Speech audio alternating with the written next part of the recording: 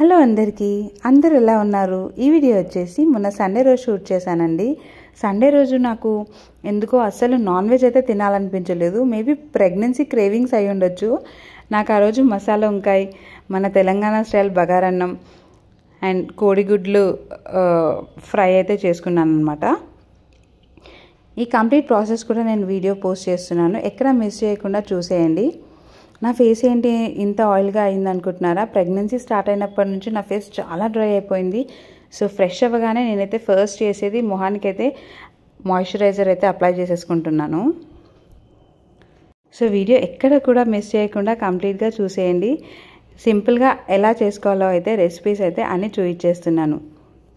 వంకాయ మసాలాకి కావాల్సినవైతే 1/2 kg brinjals అయితే తీసుకున్నాను. అవి సాల్ట్ వాటర్లో వేసి కట్ చేసుకొని క్లీన్ చేసేసుకొని అయితే ఆయిల్ వేసి మంచిగా ఫ్రై చేసుకోవాలి వంకాయలని అయితే.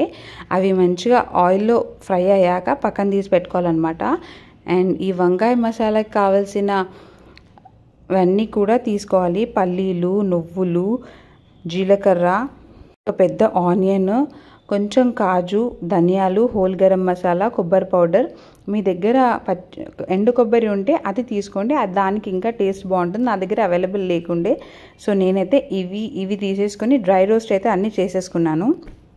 చేసుకొని పక్కన పెట్టినాక కడాయి తీసుకొని ఆయిల్ వేసుకొని అందులో అయితే నేను కలూంజి, జీలకర్ర, ఆవాలు, పచ్చిమిర్చి, కరివేపాకు వేసి దాని తర్వాత పసుపు, అల్లం వెల్లుల్లి పేస్ట్ కూడా యాడ్ చేసుకున్నాను అనమాట. ఇవి ఆయిల్లో ఫ్రై అయ్యాక మనం తీసుకున్నవి ఏవైతే పల్లీలు, నువ్వులు ఇవన్నీ కూడా డ్రై రోస్ట్ చేసుకున్నాం కదా, అవైతే మిక్సీ జార్లో వేసేసుకొని అన్నీ కలిసి ఒకేసారి ఫైన్ పేస్ట్ లాగా అయితే చేసేసుకోవాలన్నమాట.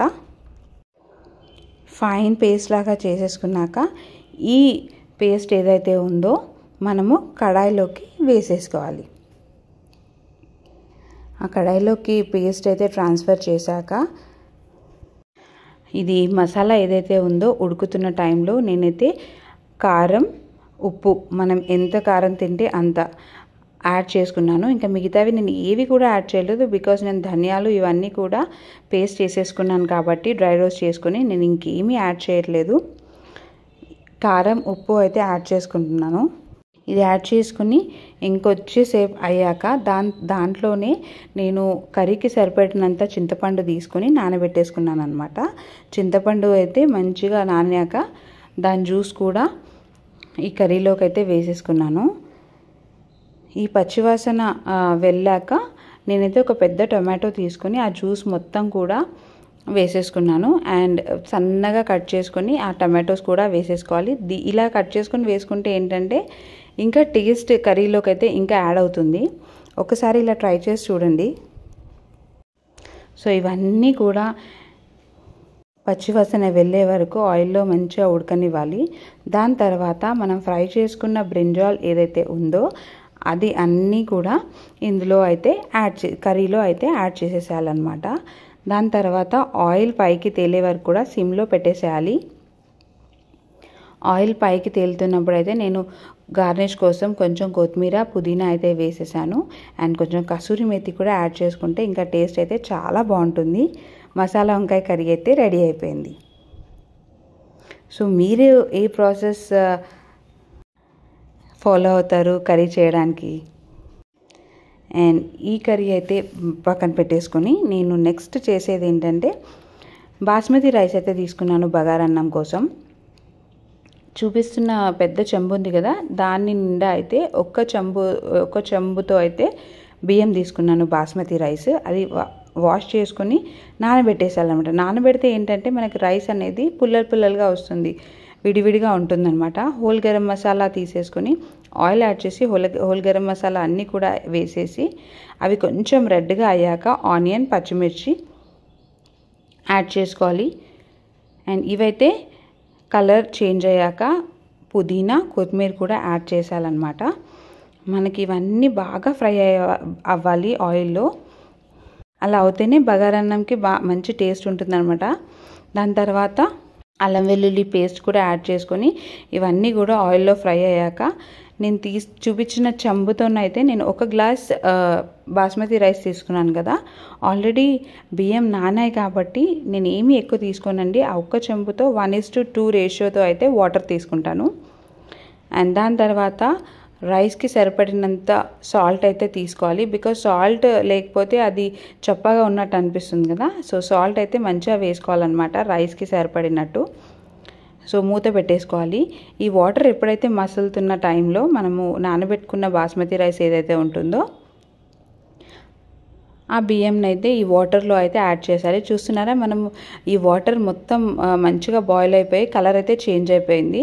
ఇలా కలర్ చేంజ్ అయితే ఇంకేంటంటే మన బగారా రైస్ అయితే చాలా టేస్టీగా వస్తుందన్నమాట. సో ఇలా బాస్మతి రైస్ యాడ్ చేసాక మూత పెట్టేసేయాలి. ఉడుకుతున్న టైంలో అయితే ఇంకా ఉడుకుతుంది అన్న కొంచెం వాటర్ ఉన్నాయి అని అంటే సిమ్లో పెట్టేసుకోవాలన్నమాట. నేనైతే ఎక్స్ట్రా వాటర్ మళ్ళీ ఏం కూడా యాడ్ చేయలేదు. సో రైస్ అయితే బగారన్నం అయితే రెడీ అయిపోయింది. నెక్స్ట్ నేను చేస్తున్న రెసిపీ వచ్చేసి బాయిల్డ్ ఎగ్ ఫ్రై. ఆనియన్, పచ్చిమిర్చి అయితే ఆయిల్లో ఫ్రై చేసుకున్నాక అందులో అల్లం వెల్లుల్లి పేస్ట్, పసుపు, కారం, ధనియా పౌడర్ అయితే యాడ్ చేసుకున్నాక బాయిల్డ్ ఎగ్స్ అయితే కట్ చేసుకుని చూపిస్తున్న విధంగా కడాయిలో అయితే వేసేసుకున్నాను. అవి 2 సైడ్స్ కూడా ఫ్రై అయిపోవాలి. ఫ్రై అయిపోయాక కొత్తిమీర వేసేసి దించేసేయాలి. అంతే అనమాట. మనం ఈ 3 రెసిపీస్ కూడా రెడీ అయిపోయాయి. సో మీరు చూస్తున్నట్టు మసాలా వంకాయ, బగారన్నం అండ్ బాయిల్డ్ ఎగ్ ఫ్రై అయితే రెడీ అయిపోయింది. నేనైతే ప్లేట్లో సర్వ్ చేసుకుంటున్నాను. అప్పటికే ఆకలేసేస్తుంది నాకు. సో చూస్తున్నారు కదా ఎంత పొడి పొడిగా వచ్చింది బగారన్నం అయితే. నేనైతే ప్లేట్లో సర్వ్ చేసేసుకుంటున్నాను ఈ 3 కూడా. అండ్ నిజంగా అండి టేస్ట్ వచ్చేసి ఎంత మంచిగా అయిందో అసలు. మసాలా వంకాయలో అయితే మసాలాలు అన్నీ కూడా కరెక్ట్గా సరిపోయింది. కారం కూడా మంచిగా కరెక్ట్గా అయిందనమాట.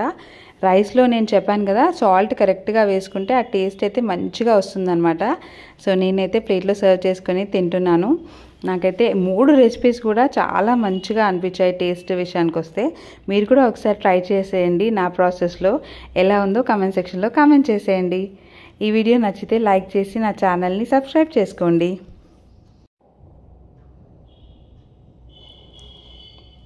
సో నేనైతే నా సండే రోజు లంచ్ అయితే ఇలా నాకు ఇష్టం వచ్చిన వెజ్ రెసిపీస్ అయితే తినేస్తున్నాను అనమాట. So see you in another video. Bye bye.